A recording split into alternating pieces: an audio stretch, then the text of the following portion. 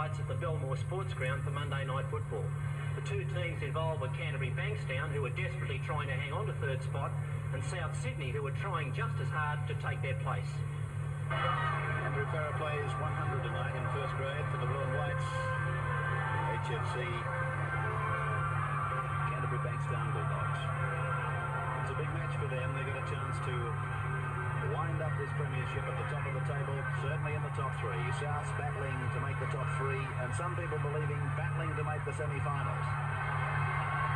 So a very enthusiastic start from Canterbury Bankstown as Boyle was tackled, and now Fenech takes the full brunt of the Canterbury defence. Kelly going in strongly back on the South 22 line. Oh, Davidson was hit with an absolute Bobby Dazzler. My goodness, that was a tackle, and now this match has erupted into several brawls. 1, 2, 3, 4 sections. Mario Fenech's jumper has gone completely, and he's decided that he wants it out with Billy Johnstone.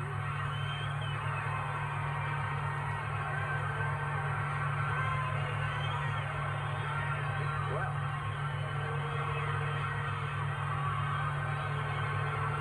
so seconds out.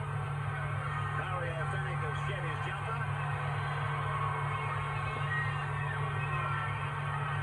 With Billy Johnstone, a professional fighter. Now, let's go down to the boys on the sidelines. They were a lot closer to it than we were. What are you feeling right now, Graham? Well, that is one hell of a start to his Monday night football. There's a lot of guys in trouble here.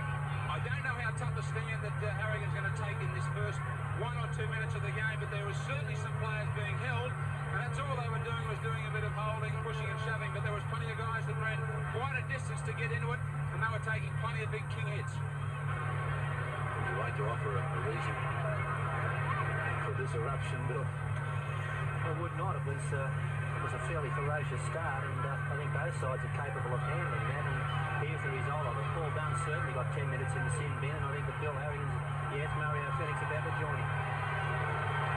Well, Paul Dunn and Mario Fenech. Fenech turned and said something to the Canterbury players as he left the field. As it goes from Steve Mortimer across to Andrew Farrer. Farrer puts a little jink into his run-up, and then he gets it to Campbell, and Campbell is tackled by Pobji, and he'll play it about 10 metres on his side of the halfway. Billy Johnstone is well over the advantage line, a run of 15 metres. And a penalty will go to Canterbury. Lindsay Johnstone will be penalised. So this was Billy Johnstone making good ground, and Lindsay Johnstone goes bingo with his right in front of the referee. He must have thought that Bill Harrigan was due for OPSM or something. Well, he's gone for 10 minutes, so he'll just about take up the seat that Mario has been keeping warm for a few minutes. Although I don't think Mario will be sitting down in there. He'll be walking around like a lion. Yeah, an angry lion. Let me out of here.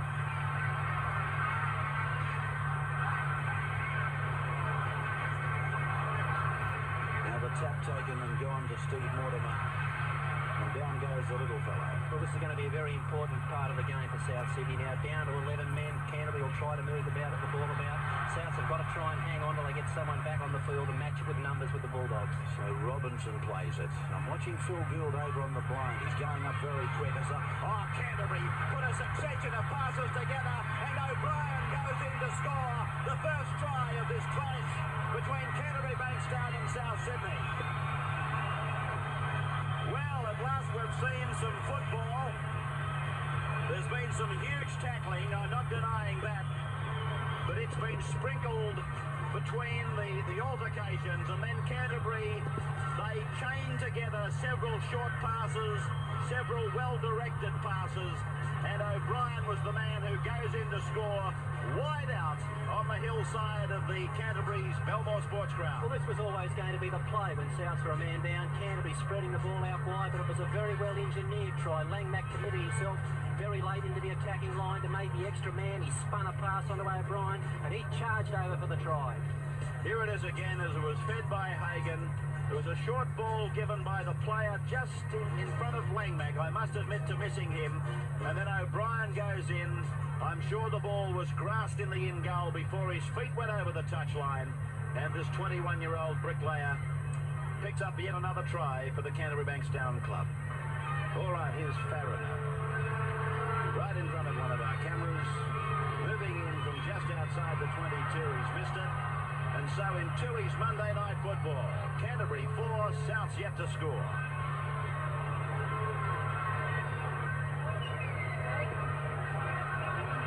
Scrum to be fed by Steve Mortimer. It's in there and it's won by Canterbury. It's a penalty, however, to Souths against Canterbury for feet across. Ooh, Woolback. Well, it's a long way from over. The fire in this match. In fact, I doubt that it's going to go out at all. I think there's going to be quite a bit of spiteful contact right down to the final siren. Fenech is asking, where do I take this from? He gives it to Gould, and Gould dummies to Davidson. Biles is met without gaining any ground. He didn't even get past the man who gave him the ball, and they had 10 metres start. Here's some fancy stuff by South Sydney. I don't know whether this is the time nor the place. As Boyle plays it now, it's gone to Gould, and Gould spins it back to Johnston, but they've had 3 goes at getting over the 22, and that's where the tap was taken from.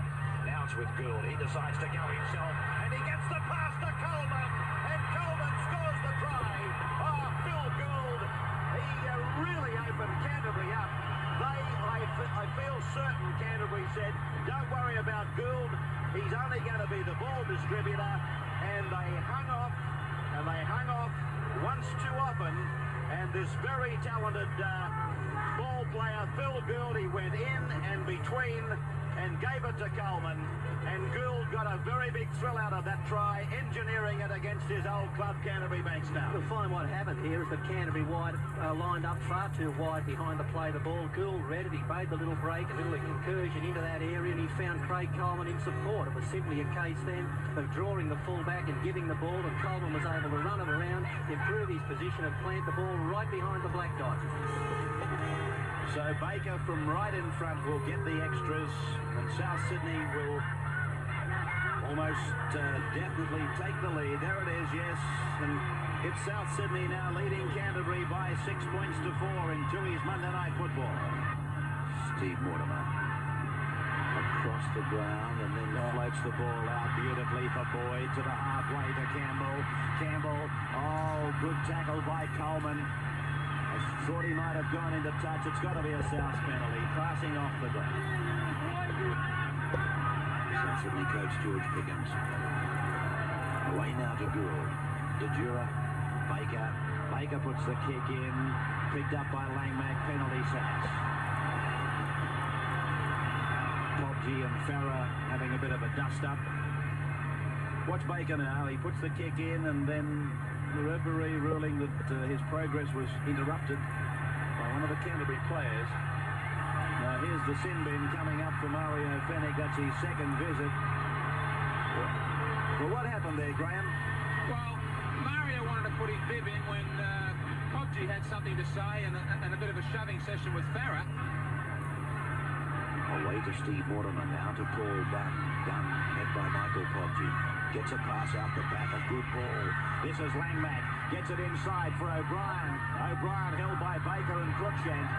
And he's put down about 9 metres out from the South Sydney line. Playing it back to Johnston. Billy Johnstone from dummy half. Still 3 metres from the South line. South Sydney hanging on to this slender lead as Dunn goes up, out to Johnston, away to Mortimer, on it goes to Harrigan. A long, long pass out to Segsworth, on to Farah. Farah crosses the 22, wrestles with Podgy, goes to ground under his tackle. The crowd go back to their seats as it's played, and there might have been a tiny knock on there from Chris Mortimer. He's appealing to the referee, saying it came off the foot of the South Sydney player. And another touch judge goes in to make a report. Yes, well, you can see why Chris Mortimer was complaining, and I'm not going to tell you that he was wrong either.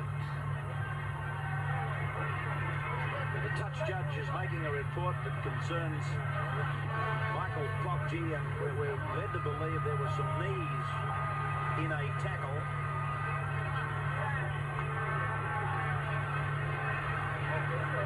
These touch judges have been kept busy in this encounter, so they should have been. It was too much for the man in the middle on his own. And Canterbury get the penalty. Mortimer has instructed Farrow to take the kick for goal. Here he comes from 22 out, 10 in from touch. He got that one right on the point, but it's gone wide. No goal, and so there it is. Half-time in Tui's Monday Night Football. It's South Sydney leading Canterbury by 6 points to 4. Some of these hits have been enormous. This has been the toughest opening that I've certainly seen. Absolutely frightening. I mean, you know, first of all, you see two guys come together like that, and there's no noise out of them. You know, at least I expected a grunt or something, but you don't even hear that. But it is a tremendously ferocious football game out here tonight. Anybody watching at home, I hope that the atmosphere is reaching them, and also the high quality and high standard of defensive play. Brawls making the tackle, and talking of tackles, Canterbury made 97, South's 95. Dunn and Kelly topping it for Canterbury, Boyle and Andrews topping it for South. Ball played by Phil Sidgworth back to Billy Johnstone. Gets out from dummy half, makes a good run of about 10 metres. He's been able to do that a couple of times tonight. Steve Mortimer picks it up where Johnston left off, and now it's gone to Dunn. They're up to the halfway. You can see there where Canterbury is such a good football team. If someone makes yardage and gets over the advantage line, the player on the next play the ball does exactly the same thing. They don't have any players who come in and lose yardage for them. They just continue going forward. Now it's away to Hagan. Hagan's kick going down into the 10-metre zone, and it's there that Cruikshank takes it back for South Sydney. Canterbury hammering away in defence. Nobody is spared from this Canterbury defence. We saw it probably at its best against Western Suburbs at the cricket ground, but it was no more punishing that night than it is tonight. Johnston is injured. As the ball goes blindside to Coleman, he throws a long ball over to Biles. Biles wrapped up and put on the ground there by Paul Dunn. Billy Johnstone clutching at the back of his head as Gould sends the kick down to Phil Sidgworth. And he falls over. Johnston is back on his feet. All right, as the scrum prepares to pack, Don Lane is with Les Davidson, the South Sydney player who's just come off. What you heard, Les? I was just behind me there. I don't know what it was. I just fell back on the tackle. Everybody's been talking about how hard it is out there. Is it hard stuff? Yeah, it's nice and hard. The boys are on me out there. No, we don't mind sort of playing at all. Okay, mate. I hope you get well. Yeah, thanks, man. All right. Les Davidson. Ball played by Coleman now. This is Roberts. 10 metres out from the line as it goes from Fenech to Gould. A little juggle, and he decides to go himself. Phil Gould! Gould has scored himself! After making the first try, he scored the second himself. And again, I put it to you that Canterbury, they know Phil Gould's style so well that they have been tempted twice to hang off this big second rower, waiting for him to do his own thing with the football. He's a ball player, and they've given him just that extra amount of time to work in, and he's absolutely zip-zipped them, and he's put himself over for another four-pointer. Well, Canterbury did hold off Phil Gould. He came back looking for a pass to the blind side of the ruck. He realised that he was in a hole and elected to go on his own. But if you can just look here at the marker, Ian Roberts did a good job on Paul Langmack here. Roberts was the man that played the ball. Langmack was at marker looking for Gould coming back. He held on to him just long enough to open that hole up. Well, there he is, 28 years of age. He was with Warren Ryan at Newtown. He came across to Canterbury with the coach and is in his first year with South Sydney. He's a marvellous player, this fellow. Baker. Deep breath. No, it's an awful kick from Baker. So no change. But South Sydney leads Canterbury by 10 points to 4.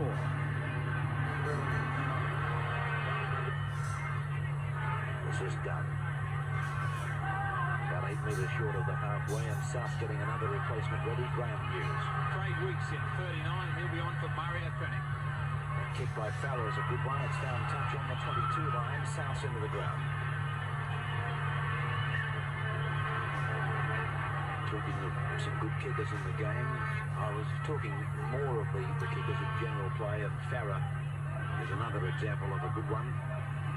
Of course, Gould and Steve Mortimer. Well, Fenech is not happy. Boyle snarling at him. Fenech. Geez, he's really gone off here at Belmore Sports Ground, Mario Fenech. The cameras on the other side of the ground pick him up, making his exit. He's limping, he's appealing to the bench. Now, this is where Billy Anderson wanted to see Canterbury, and this is where he wanted to see Dunn out very wide. I wonder will he get his wish. 2 and 3 out from the ruck, Dunn with supports, looking to offload just on the fringe of the rucks rather than in tight. Dummy by Harrigan to Robinson. He reels inside the 22. He's right in the centre of the ground, 20 metres out. Johnston gives it to Dunn. Then to Kelly.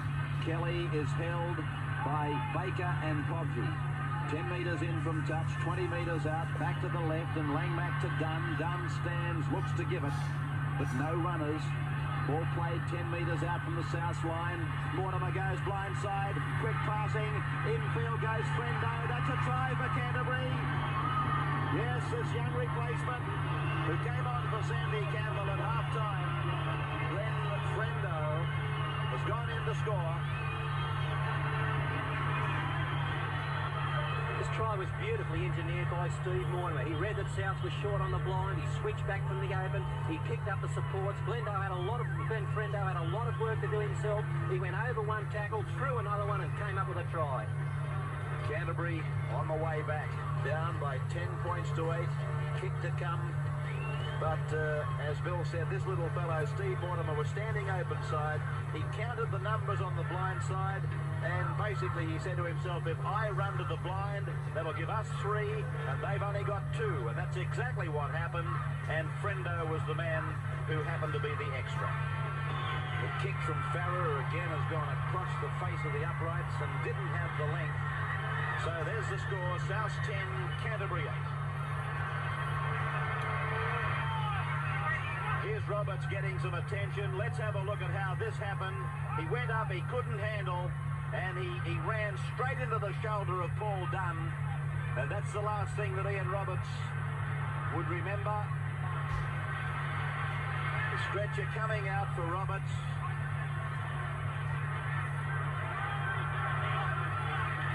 South touch judge belting his way out onto the ground. And the referee calling timeout as the stretcher came onto the ground. The touch judge rushed out to tell Bill Harrigan what was happening. George Piggins getting Chisholm ready for bench.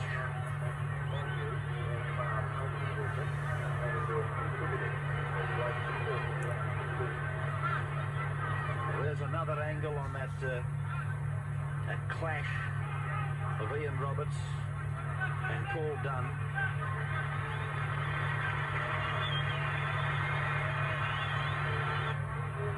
Played back to Weeks, away to Gould, and now to Johnston. Well, naturally, they're not going up as quickly as they were earlier. South Sydney, they're wheeling and dealing, as the saying goes, and they can take their time. They're 2 points apart on the table, and they're 2 points apart in the match. Weeks, the hooker, tackle 10 metres out from the Canterbury line. Away to Gould, he throws the dummy, decides to go himself. Coleman throws a long ball. Podgy's looking for the corner. Sigsworth's got him. Too late, it's a try. Michael Podgy has scored after Phil Gould had taken them on, turned it back. Georgie Piggins, a very happy coach. Little Craig Coleman, he's learnt his trade very well. He is running white hot tonight. Coleman said, I'll follow you wherever you go, big fellow. He took the reverse pass, gave a long pass out to Pobji. He put his ears back, this rabbit, and then he went to score. Well, it was Gould's decision to run here on his own that pulled the Crabs in the Canterbury defence because they came from everywhere to try and stop the ball over the top, but he got it back to Coleman. It was a long pass over the top to Podgy. Sixworth was coming across in cover. He got there too late, and Podgy charged over in the corner. Michael Pobji, the 25-year-old school teacher from South Sydney. He's been to Newtown, been to Penrith. This will be one heck of a kick. Police coming in behind Baker now. Gets his kick in, it's got the height, it's got the length. That's a great kick by Baker from the touchline. And again, George Piggins comes out with the hand clap and the smile. 16-8 in favour of the Rabbits over the Bulldogs.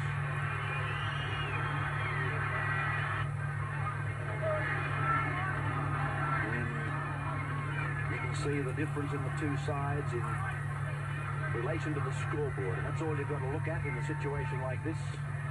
How are we doing on the scoreboard as Coleman stabs it down the ground? Sixworth comes back, but it's a penalty. A late tackle on Coleman. The little fellow is lying face down. This is the kick by Coleman, and then he got, it looked like the forearm or the elbow in the face from Chrissy Mortimer. There's some people suggesting that when Roberts was knocked unconscious that he was hit with an elbow too, but maybe that's the case. Maybe it's the case, but I thought that he more or less ran into the shoulder of Dunn. Of course, you can be a hell of a lot smarter with about 5 or 6 chances to look at the replay, and keep in mind that the referee doesn't have that. Neither do the touch judges.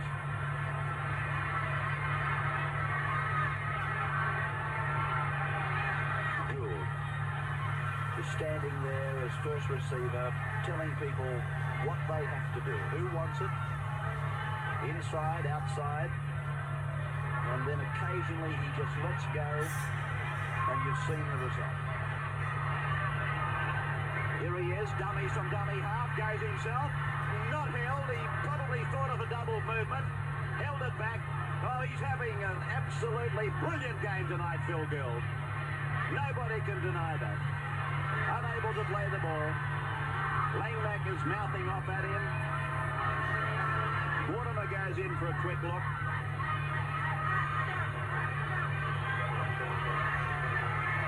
This was the run that Phil Gould was on, and then he was tackled.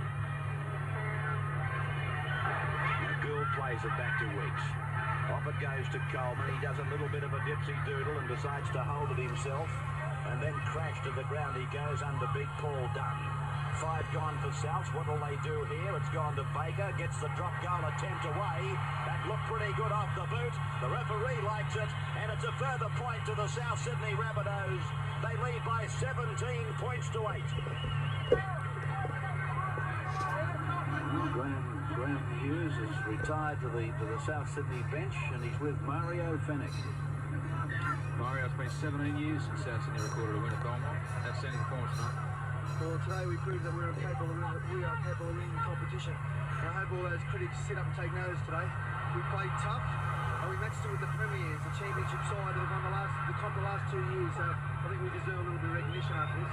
Certainly was a tough, hard first 40 minutes, but the side said, if anything, I think people were expecting him to tire bad in this last time. Well, it was a tough first half, and certainly we had a lot at stake on Saturday. But I thought our forwards come through, and actually we got on top of the Canterbury forwards, and that's really what swung the game our way.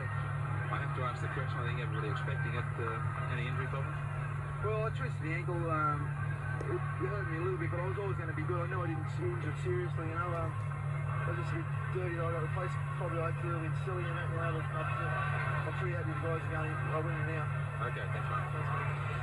Well, there he is. It takes a big man to admit that he was wrong, and I think that's what he was basically saying. I went on a bit silly. Baker goes for another drop goal. He struck it sweetly, but it's just wide. So 17 points to 8. Steve Mortimer to Hagan, a long ball out to Chrissy Mortimer. Then it's with Andrew Farrer.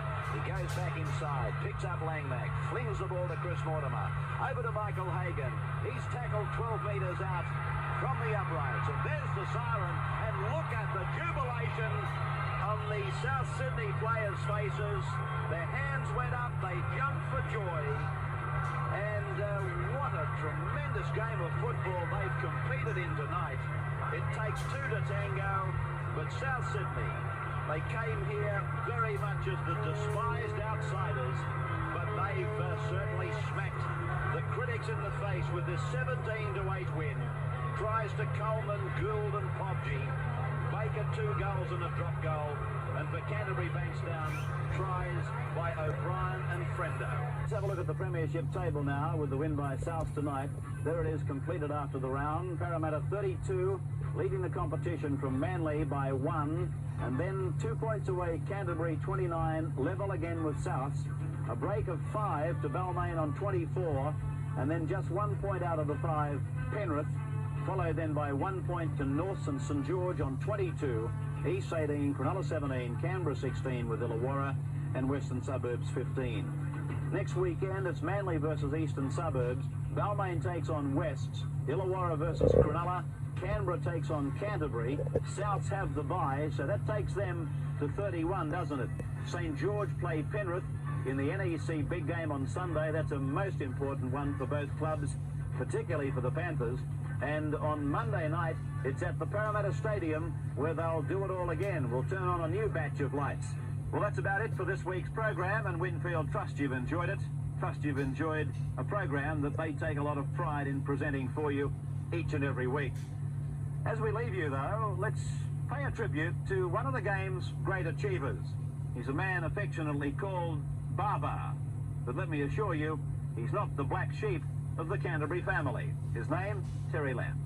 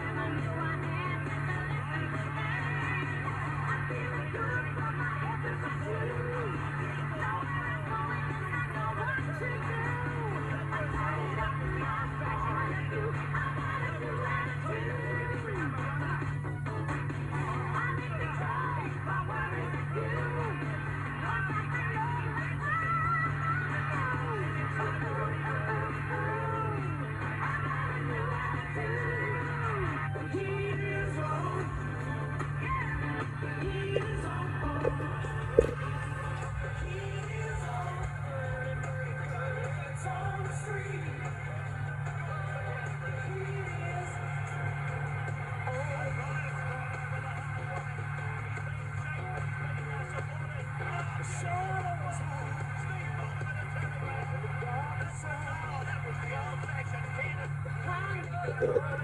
cannon.